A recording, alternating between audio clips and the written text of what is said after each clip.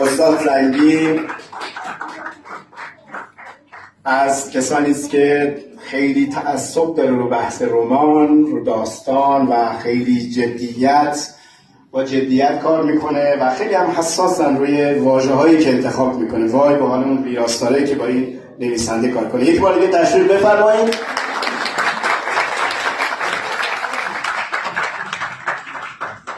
با عرض درود و ادب خدمت دوستان اهل ادب و هنرم، سپاسگزار خداوندم برای داشته‌های امروزم. سپاسگزار خداوندم برای موهبتی که به من هدیه داد تا بتونم قلم دست بگیرم و از احساسم بنویسم. ما می نویسیم چون نوشتن به ما آرامش میده.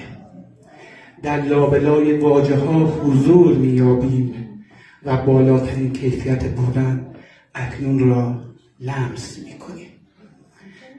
نوشتن به ما کمک میکنه که با خودمون صادق باشیم. می نشینیم، افکارمون رو آرام میکنیم و با صدای قلبمون گوش میدیم.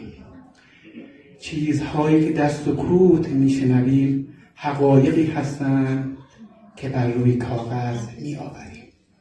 امروز ما گرد هم جمع شدیم تا تولد یک کتاب رو به جشن بنشینیم. کتاب قلعه ادریس نوشته بانو لیلا زهیانی. کتاب داستان قلعه ادریس در قطع رقعی و 90 صفحه در انتشارات نویسندگان پاس با مدیریت جناب دکتر یزدانی چاپ شده.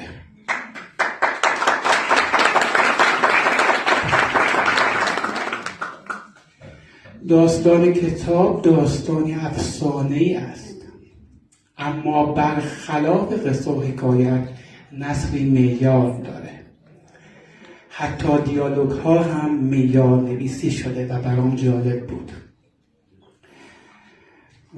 در مورد جلد کتاب از دو فضای روشن و تاریک درست شده. در فضای روشن گندمزاری رو تصدیق میکنه که نشانه زندگی، رشد و تکامله و مسیری رو به قلعی در تاریکی که نشانه درد و رنج راهه. شخصیت اصلی داستان مانا تصمیم میگیره برای رسیدن به معشوق پا به این مسیر بذاره. توصیفاتی که بانو زهیانی در این کتاب به کار برده در برخی قسمت‌ها شاعرانه هست. به قول معروف به شعر پهلو میزنه و فضای داستان رو عطرآگین میکنه.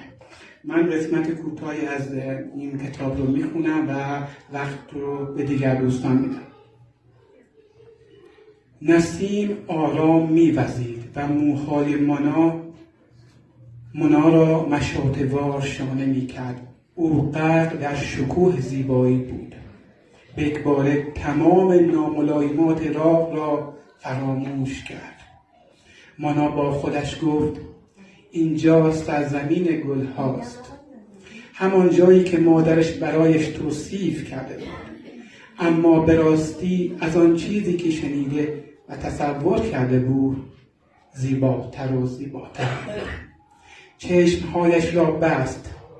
تصویر زیبا و چشمهای طناز ادریس را میان گلها دید.